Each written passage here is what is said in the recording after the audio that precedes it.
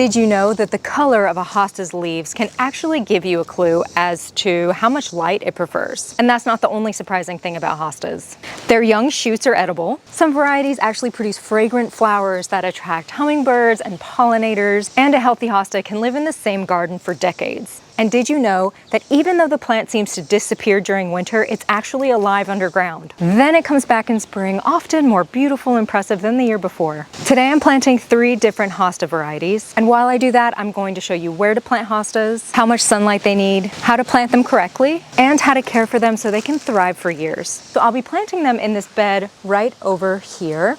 And I've chosen 3 different varieties for this planting. The first one is the Seaboldiana elegans. When it's mature, it has these beautiful large blue-gray leaves. This one's called First Frost, and you can see it even has a beautiful bloom right here. It also has really unique variegated leaves. And the last one's called Guacamole. It has beautiful vibrant green leaves. It does have some dark variegation as well, kind of filtered throughout the leaf or sprinkled throughout. All 3 are absolutely stunning and bring something unique to the garden. All 3 of these plants I ordered from Wild & Son, and they arrived in great shape. I'm partnered with Wild & Son on my Plant Care 101 series. They sell plants online, delivered right to your door. They sell perennials like these. They also sell annuals. They sell a lot of house plants, and I've ordered so many plants from them. I've been partnered with them for a while, so I've had a lot of opportunity to experience their shipping and take a look at their plants and enjoy their plants. And I've had nothing but a 10 out of 10 experience. And you can get 10% off your first order with code Ashley10, which is always a great deal. Who doesn't love to get 10% off of some beautiful plants? If you have any questions during this video, please feel free to leave them in the comments and I'll do my best to answer them. But I'm really excited to get going on sharing how to care for these plants, how to plant them, and go ahead and get them in the garden. So first up, what are hostas? Because it's always so helpful to know about the plant that we're about to bring into our homes or into our gardens. Now, hostas are herbaceous perennials, and they're mostly grown for their foliage. That means the leaves die back at the end of the growing season, but the crown and the roots stay alive underground. So the plant actually goes dormant during the winter, and then the new shoots come back up in the spring. So if you're new to growing hostas, don't panic when the entire plant seems to disappear after frost. That really is completely normal. And the other thing that's great about hostas is they come in so many different colors, sizes, and textures. You can find blue hostas, green hostas, gold and yellow varieties, and lots of beautiful variegated types if you like variegated plants. Now, some also have smooth leaves while others are ribbed, puckered, wavy, or just heavily textured. And even though we mostly grow hostas for the leaves, they do bloom. During the summer, they send up these really tall flower stalks, and depending on the variety, the flowers can be white, pale lavender, or purple. Some are even fragrant, and they can attract hummingbirds and all sorts of different pollinators. So let's start with one of the biggest questions that people have about hostas, which is how much sunlight do they actually need? Hostas are generally described as shade plants, but that does not mean that they should go in the darkest corner of your garden. Most hostas actually grow really well with some gentle morning sunlight. Really, the only time they're going to want shade or dappled light is during the hottest time of the afternoon, when that sun is going to be beating down on these leaves, because they can become scorched and sunburned pretty easily. Now, this area here is going to be perfect for that because it does get that beautiful morning light that plants love, but it's going to be shaded in the afternoon. That's going to prevent that scorching sunlight on those leaves, which they really don't like. Now, one of the interesting things about hostas is because there are so many different varieties with all different color leaves that not all of them have the same sun tolerance as others, and some prefer more light and some prefer a little less. Blue hostas, like the Seaboldiana elegans, I apologize if I'm butchering that name, this hosta will become a bluish color, especially once it becomes more adult form. Did you know that that blue-gray color that you'll see on some hosta varieties actually comes from a waxy coating on the leaves? And with too much sun, the leaves will actually start to fade and turn more of a green color than blue. Now, First Frost, which is this variegated variety, also benefits from avoiding that scorching afternoon sun. Too much afternoon sun can cause these leaves to look scorched and just really stressed out.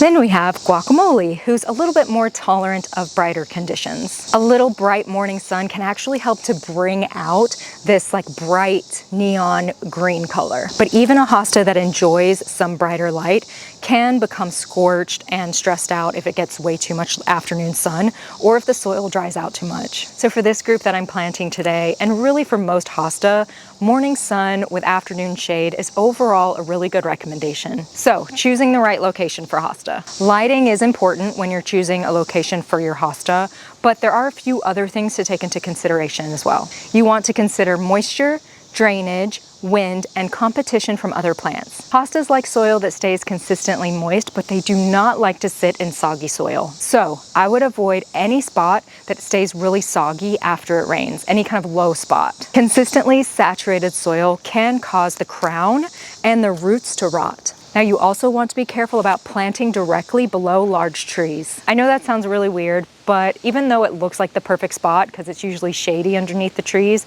the hostas will be competing with that big tree's roots, and it's not going to stand a chance against those big established root systems that the tree has. Those tree roots are going to absorb up all the nutrients and all the moisture. So even though it's shady and looks like the right spot, the soil could actually be surprisingly dry. Now, I'm not saying they can't grow under trees. There are many hostas that look beautiful and thrive under trees, but you are going to be a little bit more diligent about watering, especially as they're becoming more established in their root systems for the first year. And I mentioned wind, and this kind of depends where you live, if you live in a really windy area, but the leaves can be fragile, especially in the beginning. And if you have like a lot of wind, it can tear the leaves and just overall make the plant look a little bit ragged. So the ideal spot is protected, gets gentle morning light, has shade during the hottest part of the day, and has soil that will hold some moisture but still drains well. So before I start digging, I'm going to plan a layout, and I highly suggest you do the same, because how these plants look now is going to be way different than how they're going to look when they're mature. So it really helps to do some research and do some planning on the layout as we're planting. Many of these varieties can actually grow to several feet wide. Now, the easiest way to figure out spacing in between your plants or how much room to give your hosta would be a simple Google search, or to look where you purchased your plants from. Maybe the grower or the nursery or the website where you purchase would have a description on there to let you know how much space the plant needs. Fortunately, Wild and Sun has all that information on the plants I purchased today. But if you're looking for like a general rule of thumb on hosta planting and spacing, I'd say 3 to 4 feet between the center of each plant will give you enough room to allow those plants to grow. Now, the bed may look a little sparse when I'm done planting, but that's totally okay. In my experience, it's so much better to give them room to grow than crowd them together to have that instant fuller look. Over time, they'll grow into these big, beautiful mounds with gorgeous foliage and blooms and just naturally fill up the space. So what do you need to do to prepare your soil for hostas? Hostas are fairly adaptable, but they grow best in fertile soil with plenty of organic matter. So what we're looking for is a soil that retains enough moisture to stop the roots from drying out quickly, but still drains well. So I'm going to loosen the soil in this area and mix in some organic matter. You can put in some compost. Now, compost can help improve almost any garden soil. If your soil is very sandy, compost will help hold the moisture a little longer. And if your soil is heavy or compacted, it can help improve the texture and create more room for air and water to move through. One thing I don't want is to create a tiny pocket of really soft soil surrounded by hard, compacted soil. So instead, I'm loosening and improving a wider area so the roots are encouraged to grow outward into the surrounding bed. So here's how to plant your hostas. I'm digging each hole a little wider than the root system, but not much deeper. One of the most important things is to watch the depth of the crown. So the crown is the area where the roots meet the base of the stems and leaves. So you want the crown to sit at around the same level as it was growing before. You don't want to bury it several inches below the soil, because that can trap too much moisture around the center of the plant and actually increase the risk of root rot. Now, if your hosta comes in a container, gently slide it out and check the roots. If they're tightly circling around the root ball, loosen them a little with your fingers before planting, then place the hosta in the hole and double check the depth. Once it looks right, backfill around it with soil. I'm firming the soil gently to remove large air pockets, but I'm not packing it down too tightly. Then I'm going to water everything thoroughly to settle the soil around the roots. Now, hostas grow best with consistent moisture, especially during their first growing season. Newly planted hostas don't have large established root systems yet, so they'll need more attention when they settle in. So instead of giving them a tiny splash of water every day, it's usually better to water more deeply and soak the root zone. Then you actually want to let the top layer of that soil begin to dry slightly before you water again. And remember, we're avoiding saturated soil. So how often do you need to water? Well, that will really depend on the type of weather you have, your type of soil, and how much light they're receiving. Go based off of how dry the soil is, not necessarily what day of the week it is. Now I know this is common sense, but hostas that are in really dry climates or really bright areas are going to dry out sooner and will need more regular watering than the other ones that aren't in those types of conditions. Just check the soil with your finger, and if it feels dry for the first couple inches, it's time to water. Also, the best time of day to water your outdoor plants is in the morning, because this gives the plant some time to absorb up that moisture before the hottest time of the day. So mulching. After planting, I'm adding a light layer of mulch around the hostas. Mulch helps the soil hold moisture, reduces temperature swings, and helps suppress weeds. But don't pile mulch directly against the crown. I'm leaving a little space around the center of each plant. A thick mound of mulch can honestly trap too much moisture, and it also creates a great hiding place for slugs and other pests. You only need a light, even layer over the surrounding soil. So even though hostas are mostly grown for their beautiful foliage, I really love the blooming varieties. During the summer, they send up these really tall stalks and let off these gorgeous, somewhat fragrant blooms, lavender, purple, all different colors. And again, they love to attract the pollinators. If you don't like the look of the blooms, that's totally fine. You can just trim them back. And if the bloom dies off, you can just trim that back as well. I think it's important to mention that you can also divide hostas. Like I said, as these plants mature, they can become quite huge and maybe take up a little more space than you were planning on. So all you need to do at that point is to divide the hosta, and you can move it to another location. Even though spring is the ideal time to divide your hosta, you can do this all through summer up to the beginning of fall.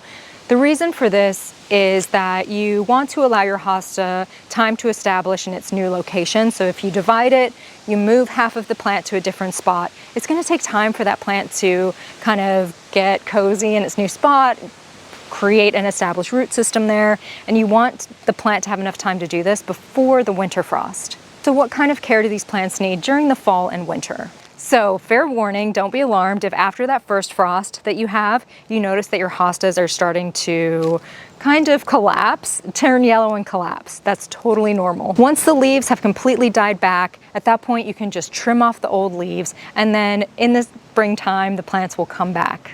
Now, I would not cut off healthy green leaves before they all yellow and die back, because that plant is still trying to create enough energy for its root system and to store its energy for the next year. But once those leaves have turned yellow or brown after that first frost, at that point you can trim it back, and trim it back close to the soil level. Now that plant is going to go dormant underneath the soil, and then it will come back in the spring. Now for fertilizing, hostas actually do really well without fertilizing, especially if you've added compost or something to the soil.